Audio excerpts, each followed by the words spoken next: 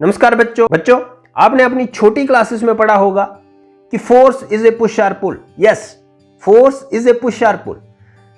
खींचना या धकेलना, इसे फोर्स कहते हैं। लेकिन अब इतनी सी डेफिनेशन से काम नहीं चलने वाला। तो अगर इतनी सी डेफिनेशन से काम नहीं चलने वाला तो इसकी अगर डिटेल्ड डेफिनेशन हमें सीखनी है तो उसके लिए हमें ये जानना पड़ेगा कि जब भी हम किसी बॉडी को फोर्स लगाते हैं तो उस बॉडी पे फोर्स क्या क्या इफेक्ट्स छोड़ती है। उन इफेक्ट्स की टर्म में हम फिर फोर्स को डिफाइन करेंगे। सबसे पहले मैं ये कैन लूंगा।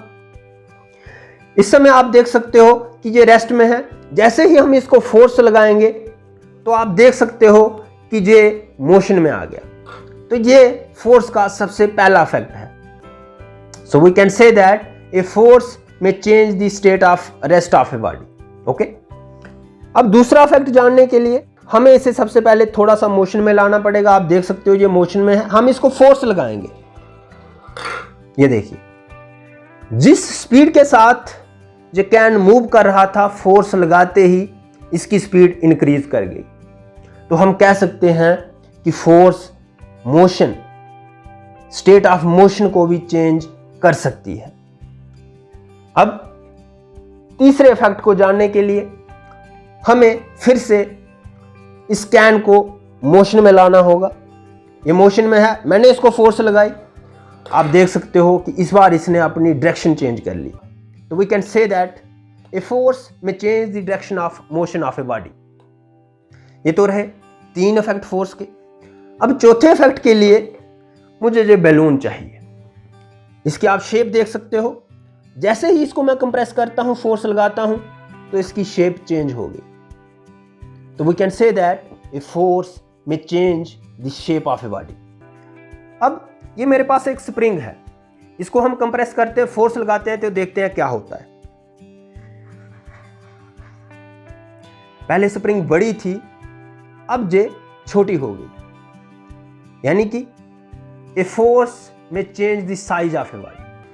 तो ये थे कुछ इफेक्ट फोर्स के जो हमने कुछ डिमॉन्स्ट्रेशंस की मदद से स्टडी किए।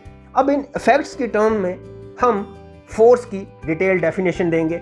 फोर्स एक ऐसा एक्शन है, एक ऐसा प्रभाव है पुश और पुल की फॉर्म में, जिससे किसी बॉडी की स्टेट ऑफ रेस्ट और स्टेट ऑफ मोशन चेंज हो सकती है, डायरेक्शन ऑफ मोशन चेंज हो सकती है और साइज और शेप भी चेंज हो सकती है। डिपेंड करता है कि वो बॉडी कैसी है, क्या उसका साइज, उसकी शेप चेंज हो भी सकती है कि नहीं। अगर कोई सॉलिड ऑब्जेक्ट है तो उसकी शेप में जो चेंज आएगा वो माइक्रोस्कोपिक लेवल पे आएगा, फोर्स लगाने से वो ऑब्जर्व नहीं होगा। अब हमने फोर्स की डेफिनेशन तो जान ली, लेकिन साइंस में हम जो भी फिजिकल क्वांटिटीज पढ़ते हैं उनको किसी सिंबल के साथ डिनोट करते हैं। तो हम फोर्स को सिंबल F के साथ डिनोट करते हैं और उसके साथ साथ कोई भी फिजिकल क्वांटिटी हम पढ़ेंगे उसका हम SI यूनिट या CGS यूनिट या किसी और तरह का यूनिट जरूर देंगे। तो फोर्स का भी SI यूनिट की अगर हम बात करें तो वो न्यूटन है, in the honour of great scientist sir Isaac Newton. और उसके साथ साथ अगर CGS यूनिट की बात करें तो फोर्स का CGS यूनिट डाइन रहता है।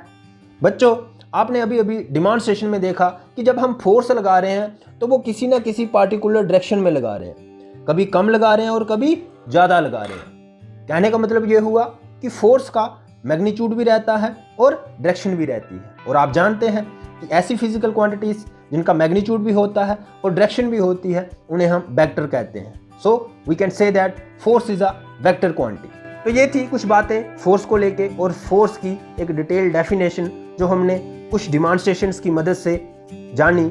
Thank you, take care, bye bye.